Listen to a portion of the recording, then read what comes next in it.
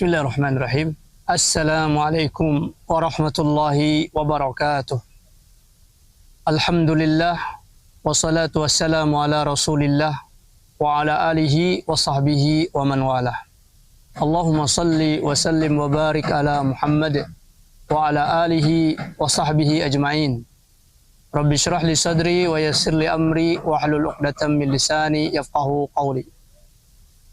Para pemirsa sekalian yang dirahmati Allah, kaum mukminin, mukminat dimanapun berada, salah satu kondisi yang sangat memprihatinkan di masa kita sekarang ini adalah generasi-generasi muda kita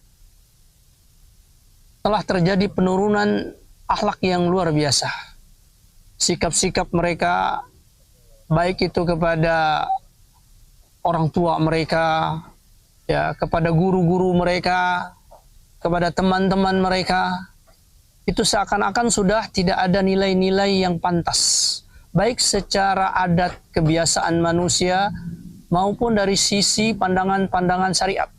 Maka dalam kajian singkat ini kita ingin menyampaikan bagaimana adab seorang anak, seorang manusia kepada manusia yang lain. Tentunya adab kepada Allah itu adalah bagian-bagian ilmu syariat yang panjang sekali pembahasannya. Maka dalam kajian singkat ini kita hanya ingin membicarakan bagaimana adab seorang anak kepada orang tuanya. Sesungguhnya para pemirsa sekalian yang dirahmati Allah, adab kepada orang tua itu merupakan adab yang tertinggi setelah adab kepada Allah Subhanahu wa taala. Ya, Allah taala memberikan arahan tentang masalah itu. Allah taala berfirman, "Washkurli wali walidayka." Bersyukurlah kalian kepadaku dan kepada kedua orang tuamu. Maka setelah Allah membincangkan supaya kita bersyukur kepada Allah, lalu Allah setelah itu mengatakan bersyukur kepada kedua orang tua. Dan bentuk syukur yang paling real, yang paling nampak, yang paling jelas adalah penghormatan, penghargaan, dan kemuliaan. Maka ketika seorang anak bersyukur kepada orang tuanya, maka langkah pertama yang harus dia lakukan adalah ihtiram, menghormati, memuliakan, mengagungkan kedua orang tuanya. Dan ini banyak sekali hal-hal yang diperintahkan di dalam sunnah-sunnah Rasulullah SAW. Juga Allah Ta'ala berfirman, wahfid janahaka lidzulli. Rendahkanlah sayapmu dengan kehinaan kepada kedua orang tuamu. Artinya, hendaklah dia merendah, ya, tidak meninggi terhadap orang tuanya. Bahkan dalam satu hal yang paling dalam tanda kutip bahasa ekstrim, Allah mengatakan wala taqul lahuma uff. Jangan kalian mengatakan uff. Apa uff? Uff itu dikatakan oleh para ulama adalah isim fi'il mudhari. Isim fi'il mudhari. Apa itu maksudnya? Isim tapi dalam makna fi'il mudhari. Yaitu apa? Maknanya atadajjaru. Atadajjaru. Apa itu atadajjaru? Atadajjaru artinya aku menahan emosiku terhadap orang tuaku di dadaku sehingga keluarlah napas. Jadi kalau kita praktekkan misalnya di depan orang tua, atau menarik napas saja, sekedar ingin menahan emosinya kepada orang tua. Maka ini ikhwati azakumullah, walaupun tidak keluar bunyi, tetapi respek dari gimiknya, dari postur tubuhnya, itu menampakkan bahwa dia tidak suka kepada orang tuanya. Dan ini nampak di hadapan orang tua tersebut. Walaupun itu tanpa sebuah perkataan, namun tetap bentuk seperti itu memberikan hal yang tidak pantas. Kemudian yang berikutnya ikhwati azzakumullah adalah memberikan penghargaan kepada mereka. Ya, jadi kalau kita berbincang tentang mencium tangan, itu memang itulah bentuk penghargaan yang paling real. Ya, seorang anak ketika datang dari luar dia cium tangan orang tuanya. Ya, ketika dia ingin pergi, dia pamit kepada orang tuanya, dia cium tangan orang tuanya. Ya. Ini kelihatan sederhana ya ikhwati azakumullah. Tapi ketika ini dilakukan, betapa hati orang tua itu bahagia, senang. Dan tentunya doa-doa dia tentang kesuksesan kita tidak perlu diminta. Dia akan bersyukur kepada Allah, ya Allah, ini anakku anak yang berbakti. Maka dia akan mendoakan kebaikan-kebaikan. Karena itu jangan lupa untuk selalu pamit kepada orang tua, ya, menghargai mereka, mencium tangan mereka. Kemudian di antara adab Islam juga kepada orang tua adalah ihtiram kepada mereka ketika berjalan bersama. Ya, ketika seorang anak berjalan bersama dengan orang tuanya, maka hendaklah anak ini menahan supaya langkahnya tidak mendahului orang tuanya. Dia berjalan di belakangnya atau bersejajar dengan orang tuanya, berbincang dengan dia, atau kalaupun dia ingin menghormati, dia berjalan di belakangnya, jangan sampai mendahului.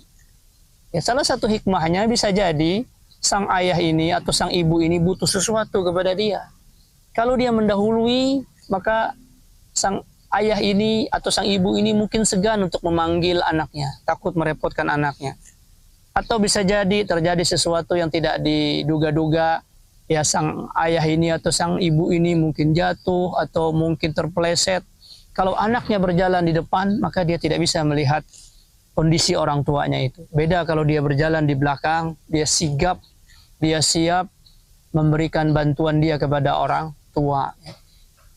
Kemudian yang berikutnya, ikhwati azzakumullah, jangan sampai orang tua di dalam pemeliharaan dia, wabil khusus ketika orang tua itu sudah sampai umur yang panjang, ya, kemampuan untuk bekerja sudah tidak lagi kuat, ya, untuk menghitung, memikirkan sesuatu tidak lagi panjang, maka pada saat itulah anak, ya, berubah posisinya menjadi orang yang memelihara kedua orang tuanya, memastikan keadaan orang tuanya dari sisi makanannya, minumannya, pakaiannya, ya, bahkan rumah.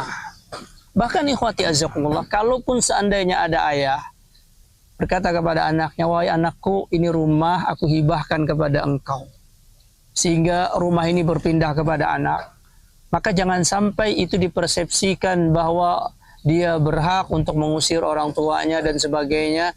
Maka tetap walaupun itu telah menjadi hak milik dia, dia tetap menjadikan orang tuanya lah pada hakikatnya sebagai pemilik tersebut, sehingga dia tunduk di atas aturan orang tuanya. Kalau orang tuanya senang di sini, dia melakukan perbuatan sesuai dengan kehendak orang tuanya. Walaupun secara hukum, bahkan secara syariat, rumah itu telah berpindah kepada dia. Namun tetap dia di dalam muamalahnya menjadikan orang tuanya lah yang mengatur, yang mengelola, yang memberikan saran terhadap perkara rumah tersebut. Kemudian yang terakhir, ikhwati azzakumullah, seorang anak dia sampai saatnya akan berumah tangga. Seorang anak laki-laki akan mendapatkan seorang istri mendapatkan seorang suami. Maka tetap bagi mereka kerjasama di dalam ikhtiram kepada orang tua ini. Sang anak dengan orang tuanya tetaplah orang tuanya. Sementara kalau itu suami, maka suami ini menjadikan orang tua istri adalah mertuanya. Maka di sini ada hukum ayah dari istri. Maka di sini pun ada bakti, ya, ada kehormatan, ya, yang mereka junjung. Begitu pula sebaliknya seorang anak kepada bapaknya, maka dia memberikan atau bekerja sama di antara pasangan tersebut untuk saling mengingatkan tentang bakti terhadap orang tua. Jangan sampai pasangan justru menjadi penghalang dari pasangannya yang lain untuk durhaka kepada orang tua. Maka jadikanlah rumah tangga itu rumah tangga yang menjunjung kebaikan, saling mendukung di dalam kebaikan. Dan kebaikan yang paling tinggi setelah beribadah kepada Allah adalah kebaikan kepada orang tua. Demikian apa yang bisa kita sampaikan dalam momen yang singkat ini, dari kajian singkat ini, tentang adab-adab Islami, tentang adab seorang anak kepada orang tua bisa kita pahami dengan baik. Dan kita menjadi tinggi dengan derajat kita menghargai orang tua, menghormati orang tua tersebut. Sebagaimana Allah telah janjikan hal tersebut, bahwa birrul walidaini adalah ibadah yang paling utama di sisi Allah setelah mentauhidkan Allah Subhanahu wa taala. Demikian aku qauli hadza wa astaghfirullah. Assalamualaikum warahmatullahi wabarakatuh.